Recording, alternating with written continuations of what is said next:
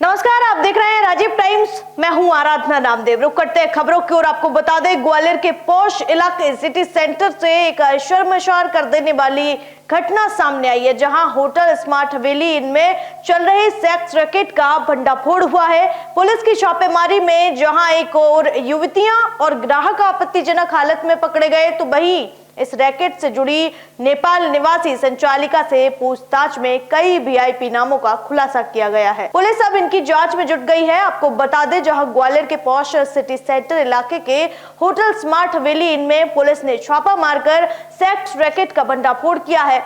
Red के दौरान 2 ग्राहक और कई युवतियां आपत्तिजनक हालत में पकड़ी गई हैं। पूछताछ में चौंकाने वाला खुलासा तब हुआ जब ग्राहकों ने बताया कि होटल की रिसेप्शनिस्ट ने भरोसा दिलाया था कि पुलिस से पूरी सेटिंग है, कोई कार्रवाई नहीं होगी। हालांकि जैसे ही वे कमरे में पहुंचे, पुलिस की रेड हो गई। अब सवाल उठ रहे हैं कि क्या वाकई इस रैकेट को स्थानीय पुलिस का संरक्षण प्राप्त था। इस रैकेट की मुख्य संचालिका नेपाल की रहने वाली एक युवती है, जिसने पुलिस को पूछताछ के दौरान शहर के कई बड़े नाम बताए हैं। पुलिस इन नामों की पुष्टि के लिए होटल में लगे सीसीटीवी कैमरों की फुटेज खंगाल रही है। डीवीआर डिवाइस जब्त कर ली गई है ताकि पिछले 15 दिनों में होटल में आने जाने वालों की पहचान की जा सके। पुलिस ने अब तक 7 युवतियों को हिरासत में लिया है, जबकि इस पूरे रैकेट का मास्टरमाइंड होटल संचालक दीपक शर्मा फिलहाल फरार है। पुलिस उसकी तलाश में लगातार छापेमारी कर रही है। जांच अधिकारियों का मानना है कि दीपक शर्मा की गिरफ्तारी के बाद रैकेट में शामिल एजेंट्स, सप्लायर्स और अन्य रसूखदारों के नाम भी सामने आ सकते हैं। अब देखना यह होगा कि सीसीटीवी फुटेज में वो चेहरे सामने आते हैं या नहीं, जिनका नाम संचालिका ने लिया है। सवाल ये भी है कि क्या इस पूरे रैकेट को किसी सियासी या प्रशासनिक संरक्षण का सहारा था। पुलिस की जांच जारी है और हर खुलासा चौंकाने वाला हो सकता है। तो रुक करते हैं अगली खबर की ओर। आपको बता दें, जहां मध्य प्रदेश में बीते कुछ समय से जनसुनवाई में अजीबोगरीब और हैरान कर देने वाले मामले सामने आ रहे हैं, तो इसी बीच एक बार फिर इंदौर कलेक्टर कार्यालय में उस वक्त हड़कंप मच गया जब जनसुनवाई में पहुंचे एक दिव्यांग युवक ने खुद पर पेट्रोल डालकर आत्महत्या का प्रयास किया। दिव्यांग युवक मोहम्मद समीर पिता अब्दुल रहमान ने मंगलवार को कलेक्ट्रेट में आत्महत्या का प्रयास वह मकान निर्माण के लिए दी गई राशि वापस नहीं मिलने से काफी परेशान था। उसने खुद को जलाने की कोशिश की, जिसे बचा लिया गया। घटना पहली मंजिल स्थित कलेक्ट्रेट बिल्डिंग के कॉरिडोर में हुई। युवक अपना शिकायत आवेदन लेकर आया था। वहीं उसने साथ लाई बोतल में भर पेट्रोल से आग लगाने की कोशिश की।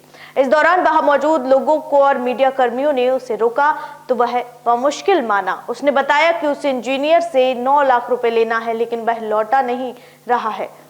युवक ने बताया कि मैं 2 साल से खजराना थाना से लेकर एसपी ऑफिस तक कई चक्कर लगा चुका हूं, लेकिन मेरी कहीं सुनवाई नहीं हो रही है। आज भी मैंने ऊपर जन सुनवाई में आने से पहले रसीद कटवाई, फिर ऊपर आया तो काफी समय हो गया, इसीलिए और भी ज्यादा परेशान हो गया। उसने आवेदन में किसी जावेद हुसैन इंजीनियर पर प्रताड़ना के आरोप लगाए हैं। मामला अधिकारियों के पास पहुंचा। उन्होंने उसे आश्वस्त किया है कि पूरा मामला समझकर उसे सहयोग करेंगे। उससे सारा मामला समझा जा रहा है। सर परेशान हो गया हूँ मैं, पैसों का लेन देन है मेरा। क्या लेन देन है, कितना का लेन देन है? 9,50,000। कब से आ रहे हैं आप यहाँ पे शिकायत देकर? सर यहाँ तो पहली बार आया हूँ मैं। पुलिस के पास बहुत सारे गए हूँ, 2 साल से चक्कर काटे हैं। एसपी ऑफिस, खजराना थाना, सब जगह चले गए। क्या कहना है? मोहम्मद समीर। पुलिस का क्या है? पूरा मामला क्या किससे लेने का पैसे का? जावेद हुसैन। क्या मामला है, क्यों लिए थे पैसे? मकान बनाने के लिए इंजीनियर है वो। मैंने 4 जनी से लेके दिया, लेकिन मेरा कोई काम नहीं किया। तो उसने मेरे को बोला मैं लौटा रहा हूँ, 2 साल से अभी तक नहीं लौटा। मेरे पास सब कुछ है उसका, लेकिन पुलिस कार्रवाई नहीं करती। काहे के लिए दी थी पैसे?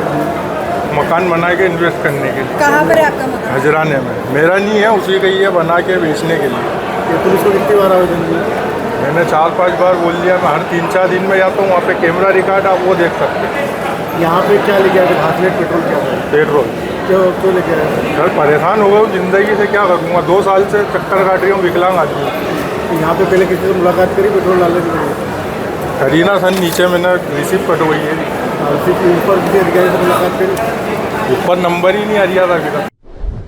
तो चलिए आपको बताएंगे अगली खबर, जहां मध्य प्रदेश के इंदौर से सामाजिक असमानता की एक शर्मनाक तस्वीर सामने आई है। यहां एक दलित दूल्हे की बारात को राम मंदिर में प्रवेश से रोक दिया गया। दबंगों ने विरोध करते हुए पूरी बारात को लौटा दिया। पुलिस की दखल के बाद केवल दूल्हे को मंदिर में प्रवेश की इजाजत दी गई है। इस घटना के बाद समाज में आक्रोश है और धर्म परिवर्तन तक की चेतावनी दी जा रही है। इंदौर जिले के बेटमा थाना क्षेत्र के सांगबी गांव की, जहां सोमवार को बलाई समाज से ताल्लुक रखने वाले अंकित बलाई की बारात गांव के राम मंदिर पहुंची। परंपरा के मुताबिक बारात को मंदिर में दर्शन करना था, लेकिन मंदिर के गेट पर खड़े कुछ दबंगों ने बारात को अंदर जाने से रोक दिया। हालात तब और बिगड़े जब विरोध के चलते बारात को लौटाना पड़ा। सूचना मिलते ही पुलिस मौके पर पहुंची और टीआई मीना कर्णावत ने दोनों पक्षों को समझाने की कोशिश की।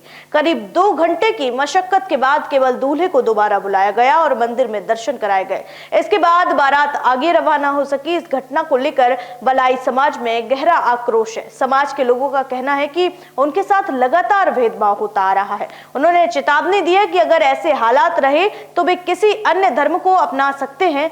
तो वहीं इस पूरे विवाद पर ग्रामीण एएसपी रुपेश द्विवेदी का कहना है कि सोशल मीडिया पर फैल रही बातें भ्रामक है। उनका कहना है कि विवाद मंदिर के गर्भगृह में प्रवेश को लेकर था, जिसे शांतिपूर्वक हल कर लिया गया है। पेटमा वाली घटना मानवता को शर्मसार करने वाली है, इंसानियत को शर्मसार करने वाली है। आप कल्पना कीजिए, आप हिंदू समाज से है। हिंदू धर्म में 16 संस्कार है।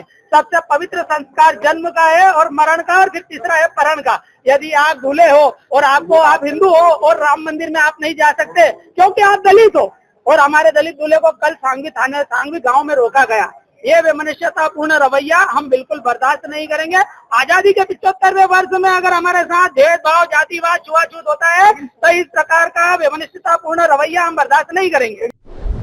तो आपको बता दें इंदौर से अगली खबर, जहां इंदौर के एमआईजी थाना क्षेत्र में पिछले दिनों स्टॉल लगाने की बात पर हुए विवाद में हिंदू संगठन व दलित समाज के द्वारा पुलिस कमिश्नर कार्यालय पहुंचकर दूसरे पक्ष के लोगों पर कार्रवाई की मांग के साथ थाना प्रभारी को भी हटाने की मांग की गई है। दरअसल आपको बता दें, जहां इंदौर के एमआईजी थाना क्षेत्र में पिछले दिनों छोटी सी बात को लेकर दूसरे पक्ष के लोगों से विवाद हो गया था, तो वही हिंदू स्वराज सेना और अखिल भारतीय वलाई महासभा के साथ रहवासी भी पहुंचे और आरोप लगाया कि 20 से 25 दूसरे पक्ष के लोगों ने हमला कर दिया था। दूसरे पक्ष पर कार्रवाई और थाना प्रभारी सीबी सिंह द्वारा कार्रवाई नहीं करने से नाराज होकर पुलिस कमिश्नर कार्यालय पर ज्ञापन देने पहुंचे। हिंदू युवाओं पर जो हत्या का प्रयास का प्रकरण दर्ज हुआ है, उस पर निरपेक्ष जांच कर वैधानिक कार्रवाई की मांग की गई।